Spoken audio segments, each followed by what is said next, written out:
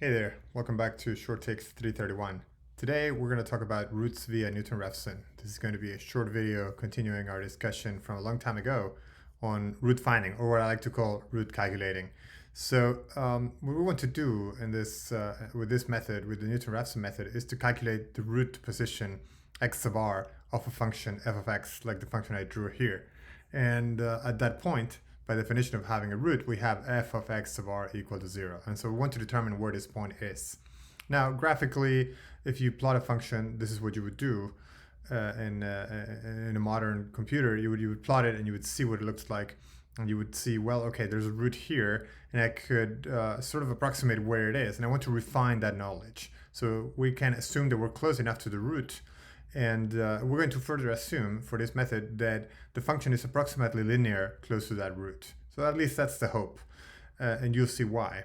So if the function is approximately linear close to that root, then we can imagine that it has a Taylor expansion of this sort. So the function close to that root is f of x at that root, f of x sub r, which is 0, of course, plus the first derivative times x minus x sub r plus higher order terms. And so in the neighborhood of that root, then we can neglect the higher order terms and keep this part. And so if that approximation holds, if it's really linear, sort of like you see here that I've drawn the function on purpose in that way, then it must be that the function x is equal to the derivative of the function at x sub r times x minus x sub r. And so if I put f prime on the other side of the equation, I get this ratio of f of x divided by f prime at x sub r is x minus x sub r. And that allows me to solve for the root. So the position of the root then is x sub r equals to x minus f of x divided by f prime of x sub r. Now, if the function is really approximately linear, then I could replace the derivative of x at x sub r by the derivative of at x. And that is assuming not only that the function is approximately linear, but that I'm close to that region where the function is approximately linear and is close to the root. So if all that holds, then an approximation for my root is going to be given by this formula here. The point that is close to the root, graphically anyway, if we think it's this neighborhood over here, say these two little squares close to the root, then it's going to be a value of a point close to that root minus the ratio of the function divided by the derivative of the function at that point. And so this formula then gives me an approximation for my root. And that's what I would like to call from this point on the Newton-Raphson step or Newton-Raphson update. And you'll see why. Because based on this idea, we can design an algorithm to find a root that's closer and closer to the true value x sub r. This is only an approximation. So the first thing we're going to do is we're going to pick a point close to x sub r. Again, we have to assume that we sort of know where the root is. And so we pick a point close to it, and then we're going to refine that knowledge. And that's why I say this is root calculating rather than root finding. This algorithm is not a smart algorithm that tells you where the root might be, but it's an algorithm that allows you to refine the knowledge of a root that you only approximately know. And then we use this formula here, to calculate an approximation for x sub r based on that initial point. And we call that point the new point x1. So our next point x1 is x0 minus f of x0 divided by f prime of x0. And so then we have the application of our formula at the initial point, and we get a new point. And the next step, the final step really, is returning to the previous step by replacing x1 wherever it says x0. And so in other words, we keep running this formula into itself on and on and on. We put here x1 minus f of x1 divided by f prime of x1, and we get an x2, and so on and so forth. And we keep going with this until it converges. So that's the idea of calculating this root. And until it converges, of course, that means that we have to stop it at some point where we have enough precision, or we have to stop it after enough iterations, where you can say 10 iterations or 100 iterations or something like that. And that will allow you then to get a good approximation to the root that you're trying to find, assuming that the function behaves in this way, that it is approximately linear. But that may very well not happen. And this is where the caveats come in. Now, before getting to the caveats, I want to show you another way to see the derivation and the geometry. So another way to see this intuitive derivation that I did above is to say we're going to pick a point x0 close to the root and calculate the tangent line equation. And so suppose that this is in the geometric situation. We pick a point close to the root. This in fact is kind of far away. And we draw the tangent line to that point.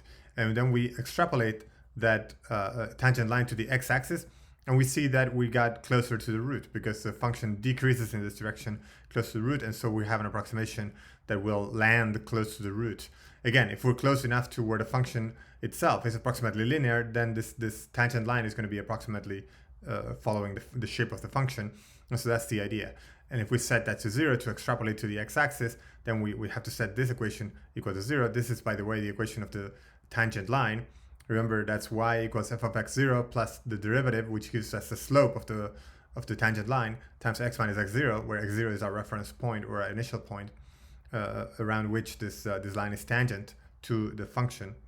And so we set that to 0 to extrapolate to the x-axis, and then we solve for x, and that gives us the location where this where this green line intersects the x-axis.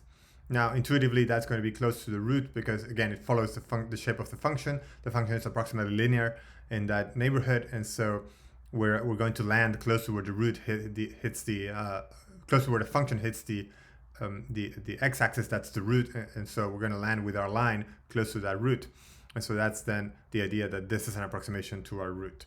And if that's not a good enough approximation, then we continue with the same process, and we take this result and we insert it again into our equation, and then we continue refining our root. And so it's the same type of idea, but thought about slightly differently. And the reason I say this is a little different is that here we did an approximation to the we calculated the tangent line around a particular point, tangent line to the function around a particular point x0, whereas up here I said let's do an approximation where we imagine that we already know the root, and we're doing an approximation around that root. And so I'm assuming that implicitly we know where the root is, and we're doing expansion around that point. And so that's a little different here. We have a starting point, and then we follow the shape of the function using the tangent line equation. But in the end, the result is the same. It's the same Newton-Raphson formula that we have here. X is equal to x0 minus f of x0 divided by f prime of x0. And we take this new point, we call it x1, and we'll go back to the beginning and do the same calculation. So now here come the caveats. The method is a method to refine for refining roots. We must have a point close to xr. If the point is too far away, we may end up going in some other direction. And that happens because you have to avoid points where f prime of x is equal to 0. And that's what you have, for example, here. Over here, the derivative is 0, the tangent line is horizontal. And so if you try to go over here and you extrapolate to the x-axis, then you're going to end up going in some other direction and not around the root that you want, which is this one here. So you have to be close enough to the root for things to work out. Now, if you're in between here and down here, then you're going to converge to this root, and that will be just fine. Now, based on what we know, what could we do if we knew that f prime is actually equal to 0, but f double prime is not equal to 0? That would be, for example, in a case where you have something like that goes quadratically, and that goes like x squared, for example, or x minus the root quantity squared. And so we know that the derivative at that point is 0, but what happens if we also know that the second derivative is now 0? So then if the derivative is 0, then this goes out the window. This whole construction where we approximate, or rather where we construct the tangent line, this would be 0, and so we're left nowhere. We have no good approximation to play with. And so we must go back a little bit more and think about this. What happens if we're close enough to the root, but the derivative is 0? Then we have to go one term higher. We have to go to higher order, and then we can see if that can help us reach a new construction. I'll leave it here for you. I just want to show you this very basic aspect of Newton-Raphson, and leave you with these very simple caveats that you have to be careful when the derivative is equal to 0. And that's all I have for you today. I hope this video was useful as a quick reminder of what Newton-Raphson is all about. As always, if you're looking for a tutor in physics or math in English or in Spanish, you can contact me at shorttakes331@gmail.com, or you can leave a comment in the comment section below. And also, if you enjoyed this video, then consider liking and subscribing to the channel. And I'll see you next time.